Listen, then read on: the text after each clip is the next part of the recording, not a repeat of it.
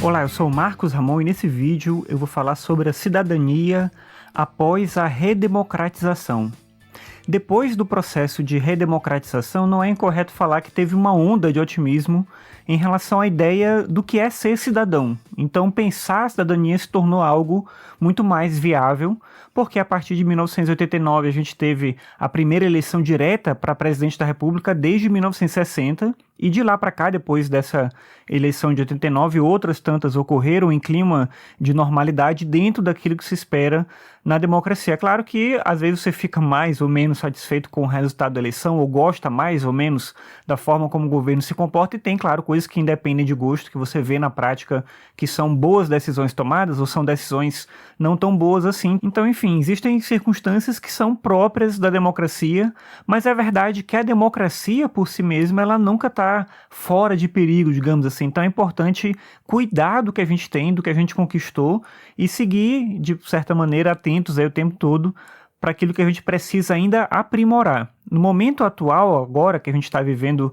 esse clima de reflexão sobre reformas políticas, sobre reformas sociais, fica difícil saber quais são os avanços ou retrocessos que a gente vai ter a partir de tudo isso. E aí eu penso que o mais importante é justamente continuar pensando sobre a ideia de cidadania como uma parte indissociável do que a gente é. Se a gente for retomar a ideia do Rousseau de que a liberdade é um bem inalienável, a gente pode pensar também na imagem do cidadão como aquele que, participando da vida pública, reconhece o seu posicionamento e entende a importância de suas ações, ou seja, não abre mão de ser um cidadão. No entanto, se a gente olha para a questão dos direitos, incluindo aí civis, políticos, sociais, a gente vai perceber que eles estão dentro de um campo de debate que não se resolveu ainda por completo. E tem várias coisas que são difíceis realmente de resolver. Em 2020, em pleno 2020, a gente ainda tem no Brasil 11 milhões de analfabetos. É 6,6% da população. É um número muito grande, principalmente se a gente soma essa questão do analfabetismo com a questão da desigualdade. Tem um relatório do final de 2019, e eu vou deixar essas informações todas na descrição desse vídeo, mas tem um relatório que foi produzido pelo Programa das Nações Unidas para o Desenvolvimento, e esse relatório mostra que o Brasil é o 7º país mais desigual do mundo, ficando atrás só de alguns poucos países africanos. Entre 2014 e 2018, a renda dos mais pobres no Brasil caiu 39%. E o número de pessoas que passaram a viver na pobreza extrema, nesse mesmo período de 2014 e 2018, aumentou 69%. Então, é uma situação que, para a gente estar nesse momento agora, e passando pelas reformas que a gente está, e discutindo questões políticas como a gente está, a gente não resolveu ainda questões básicas, esse é o ponto, né? A gente não tem ainda uma reflexão clara sobre direitos, e a gente não tem uma situação resolvida em torno da perspectiva do cidadão, da pessoa se reconhecer como um cidadão.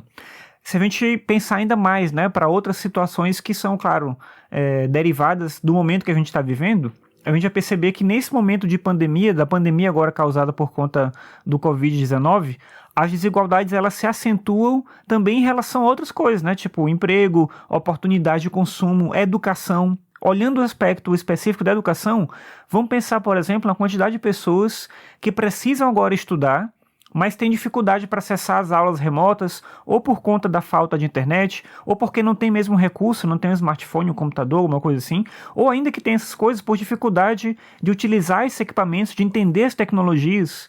Tem estudos recentes que mostram que 1 em cada 4 brasileiros não tem acesso à internet. Isso é curioso porque, muitas vezes, como a gente mede a realidade a partir da gente, a gente tende a acreditar que todo mundo, ou que a maioria esmagadora das pessoas, tem acesso a smartphone, à internet, utilizam redes sociais, se informam e se desinformam também por meio das redes sociais. Só que não é bem assim. Se você for pensar nesse dado, 1 em cada 4 brasileiros não tem acesso à internet, é muita gente de fato distante desse ambiente que é importante para o trabalho, para a educação, para a informação, para uma série de coisas que a gente precisa. Isso é uma coisa, é um detalhe. Pensa quantas pessoas estão vivendo, né, como a gente falou ali, na extrema pobreza, sem alimentação, sem condições mínimas de saúde, de higiene no local em que elas vivem. E, além disso, se a gente for pensar, tem outros elementos, né, que colocam, né, peso nessa questão da cidadania, mas tem um que eu acho que ele, apesar dele ser evidente, ele não fica claro para todo mundo, ou pelo menos as pessoas não querem aceitar de forma clara, que é a questão do racismo, que repele de maneira imediata o exercício da cidadania. Tem dados do IPEA, do CNJ, do IBGE e do Ministério da Saúde, que eu vou botar aqui, eu vou botar as referências também na descrição do vídeo, mas esses dados eles informam, por exemplo, que 55% dos brasileiros são negros, e aí esse dado inclui pretos e pardos. Apesar de serem maioria, apenas 24% dos deputados federais eleitos em 2018 são negros. Então olha só, 55% da população brasileira é de negros, mas só 24% dos deputados federais eleitos em 2018 são negros. Só 9% dos juízes de Tribunal Federal Superior são negros. Por outro lado, e aí trazendo estatísticas extremamente negativas, 71% das pessoas mortas por assassinato no Brasil são negras. E a renda média dos brasileiros é dividida desse jeito aqui. A gente tem uma média de R$ 2.796 para os brancos, e uma média de R$ 1.608 para os negros. Mais uma vez é importante lembrar que a maioria da população é de negros, então você percebe também que tem um desbalanceamento aí na questão da renda. Entre os 12 anos e os 29 anos de idade, morrem o dobro de negros em relação aos brancos. Nesse período que eu mencionei, entre os 12 e 29 anos, quer dizer, de pessoas bem jovens, a gente tem pouco mais de 20 mil brancos perdendo a vida, e aí por diversas causas, não tem a ver só com assassinato, mas enfim, por diversas causas, mas a gente tem o dobro de pessoas, mais do que o dobro, né, porque a gente tem 28.700 negros perdendo a vida nesse mesmo conjunto aí, dessa idade entre 12 e 29 anos. Então, o que esses termos mostram pra gente? Por que isso acontece? É uma pura coincidência? É o acaso que faz com que mais negros sofram e, ao mesmo tempo, mais negros tenham menos oportunidades?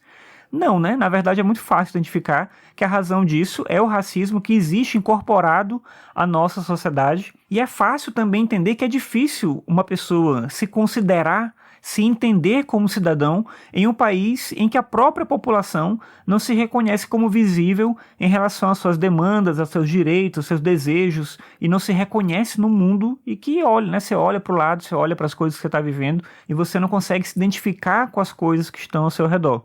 A cidadania é um tema importantíssimo, é um tema sério, mas é um tema que demanda vontade de participação e desejo de transformação. A existência de direitos e a melhora da vivência política após a redemocratização, elas não são, digamos assim, uma desculpa para a gente descuidar da vivência democrática real, do dia a dia das coisas democráticas.